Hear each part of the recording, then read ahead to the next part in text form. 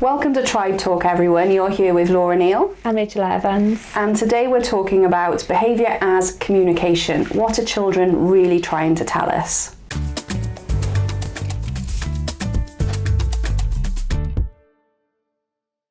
So when a child screams, "I hate you," they might refuse school, they might steal, they might completely withdraw. What is that behaviour really telling us? Because the behaviour is rarely the full story. So the children that we work with, there's lots of different behaviours that they engage in, some risk-taking, some difficulties within school, at home, and we're dealing with a whole host of behaviours. But in other podcasts, we've spoken about behaviour, but also considering their trauma history as well. And as adults, we're kind of just seeing that behaviour play out in front of us, and in the moment when you're dealing with high level challenges, it's like, what is going on? What am I seeing? And we kind of interpret that very, very different to what is actually going on for a child. So to kind of give this to provide a bit of an analogy, let's just think of behaviour as an envelope, and then we've got the behaviours such as shouting, refusal, eye rolling. That's what's kind of going on outside, but it's actually the letter inside the envelope that it tells us what is actually happening. That's like the message inside, and that's what our goal is really when we're supporting families, is to understand what is going on beneath that behaviour. What is the purpose this behaviour is serving, and what is the trauma history that we need to consider? I quite like that analogy. That's a nice one, because the envelope is what you can see. Yeah, and that's what we see as adults. Yeah. And the high level challenges. Yeah. Things, and especially when you're dealing with high level challenges, there's a lot of emotion that goes into that, because you're completely exhausted as a parent and a carer trying to manage this, and it's like, why is my child doing this? I can't make no sense of it. But sometimes you actually sit down and start to unpick it, is understanding, I know why they're doing that now. Yeah. And it could be something within their trauma history or their learning history. And you've got to open that envelope to see that message that's inside. Yeah, and that's a big part of our roles, isn't it, is to help families to unpick that, because every behaviour is a child trying to communicate something to us, and it's only until we start reframing that we can put ourselves in our children's shoes and respond to behaviour with a lot of empathy and understanding, I think, especially if that behaviour is fueled by the trauma that they've experienced as well. Yeah, definitely. So Rachel, sometimes I think that as adults we can respond to behaviour or view behaviour in the way that we see it and not as the child sees it. So we might see lying as defiance or disrespect. Yeah. We might see hitting out as a purposeful attempt at hurting somebody. And very frequently that's not the case with our children. These things will mean something completely different to them than they mean to us, or what we're seeing as the service meaning. Yeah, and we'll come back to some of those examples of what might be going on for children, but just by looking at the behaviour I was presenting, like you said, when you give that example about physical aggression and hitting, like that could be they're purposely trying to hurt me, or they're purposely trying to hurt their sibling. That's not the case. There's something within their learning history, their trauma history, that has taught them that behaviour is okay. Yeah. And we need to unpick that and help them relearn appropriate ways to interact with other people. Yeah. But yeah, that's more often the case, isn't it? But I think it's just such high level challenges, and it's hard then to kind of see through the fog a little bit. So we've covered quite a lot of topics on behaviour, behavioural triggers. And it might be a good idea to check those out to give you a bit more context if you're interested in knowing a little bit more about behaviour and their purposes, and behavioural triggers as well. So we pop those links in in the description of the podcast. You can check them out to get more information. Yeah. So what I thought might be helpful, Rachel, would be to go through the difference between trauma history and learning history, because they are two different things, and sometimes it can be helpful to understand the difference between the both when we're thinking about children's communication in terms of behaviour. Yeah. So with children, with everybody, we're all shaped by our environments and what we have come in contact with. Now, for many of the children that we support, they have experienced significant trauma. But they will have experienced significant trauma, which would be their trauma history, and they'll also have a learning history, that is the things that other children might learn and are not necessarily traumatic, but may also have impacted on them. So I wanted to give a bit of an example of these two things, learning history as opposed to trauma history. Yeah, great. And I've got some real life examples that I've come into contact with recently. So the first one is about learning history, and I was speaking to a parent who was really worried that their toddler wasn't yet talking. So they were worried that they weren't able to say many words. So I did an observation where I was just observing the toddler to see how they were picking up language. And what I could see from that is that when the parent was talking to the toddler, so they were trying to teach them the word milk, and they were saying, "Can you say milk? Can you say milk?" And repeating it, which was really good. It's what we should do as parents. But then they weren't allowing any opportunity for that child to actually respond before they gave them the milk. So the child would make a kind of grunting noise and they'd give them the bottle of milk. So that is what we would call learning history. Their learning history is that I make this grunting noise and I get the milk that I want. Whereas the parent thought that they were actually trying to teach them the word milk, but they weren't allowing the opportunity. Yeah. So that's kind of a learning history where there was a bit of a skill deficit there, but actually easily repairable, because just have to slightly change what we're doing in our approach. Yeah. But one type of history that will impact on a child's ability to talk in this case.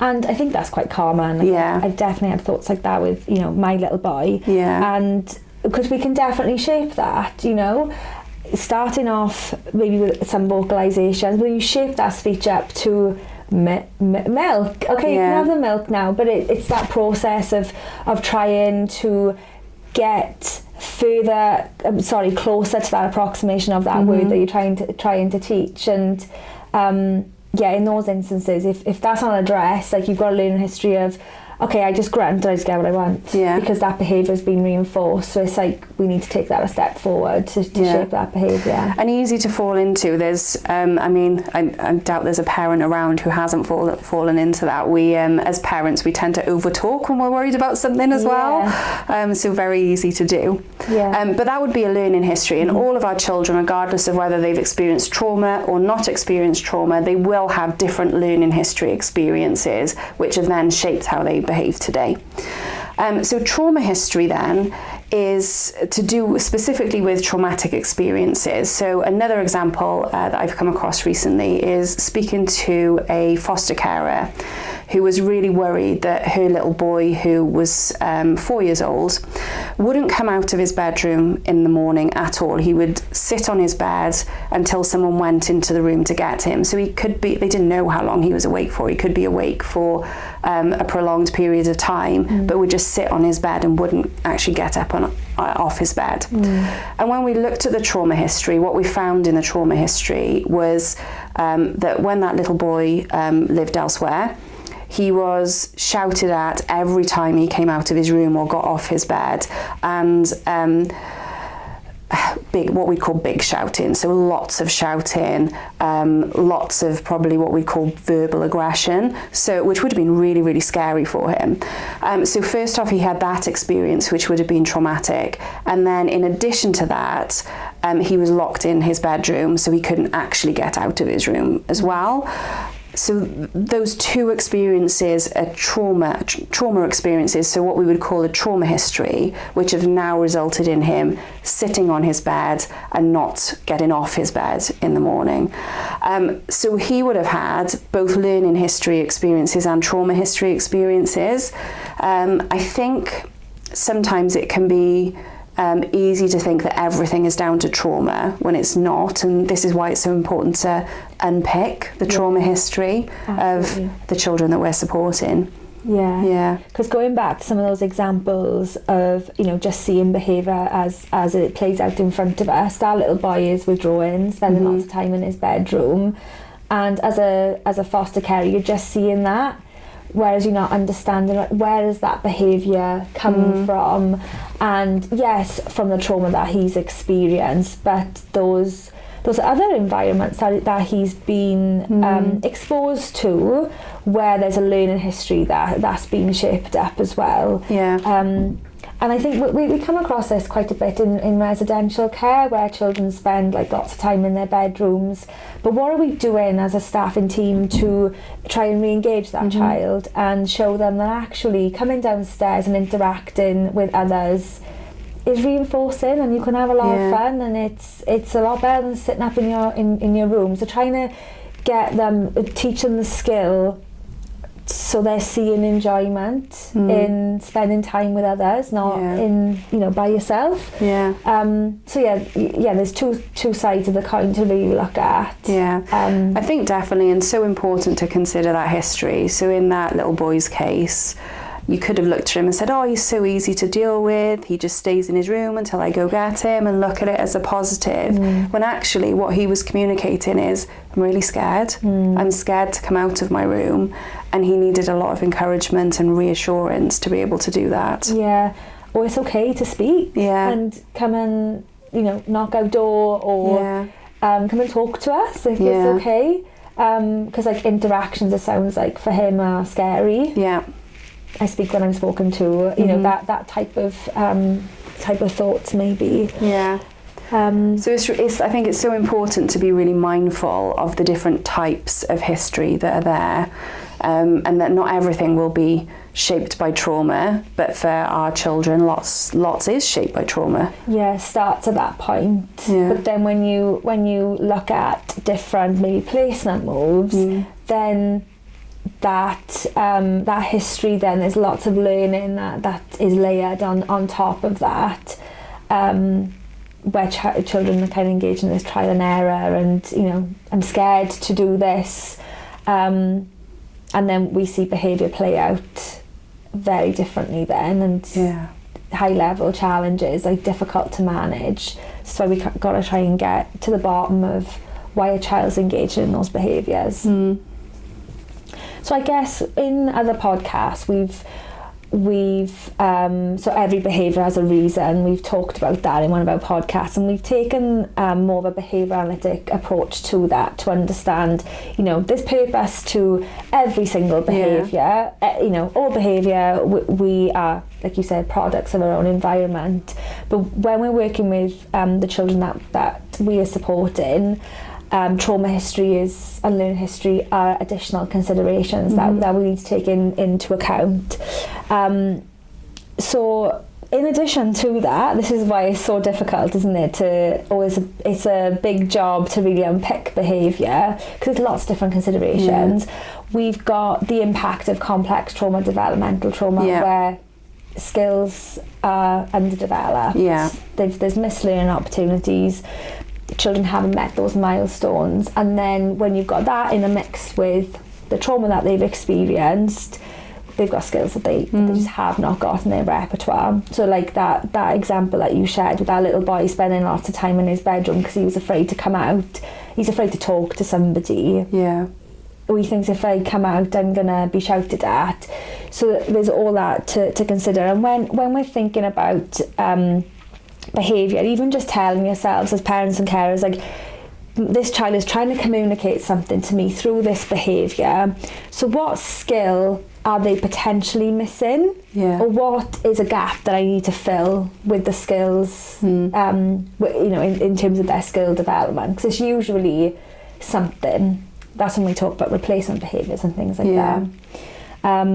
So always looking at things from what skills do I need to focus on here to support this child. So when we're thinking about skill then, or talking about skill, what we mean by that is what words, what language do we need to teach that child as a replacement behaviour. So we always share the analogy of a child if you imagine a child as a suitcase, so there's a suitcase of skills, and right now within their skills might be challenging behaviour that they're engaging in. If you're going to try and remove that, you need to replace it with something. So it might be that a child's engaging in challenging behaviour to get an adult's attention. But that's not okay to do that. So we need to teach them a different skill, which is, let's just say, Ma'am or foster care Laura, can you come play with me? That would be the skill that we would teach, rather than I'm going to hit you to get your attention. So we want to be thinking about other ways in which we can get children communicating their wants and needs, and that is through the language and the words that they're using to get their wants and needs met, and that's a lot easier, right? Than engaging in these big behaviours, high level challenges. We just use our words. And we see that so often, don't we, that behind a lot of these big behaviours there is an inability to communicate, and it might not be an inability to talk, but it might be just an inability to know the right words or to feel safe to say what they need to say. And especially when we've talked about a child's emotional development with a care experienced child, not knowing what to say, because I don't know how I feel, so what do I say in this situation?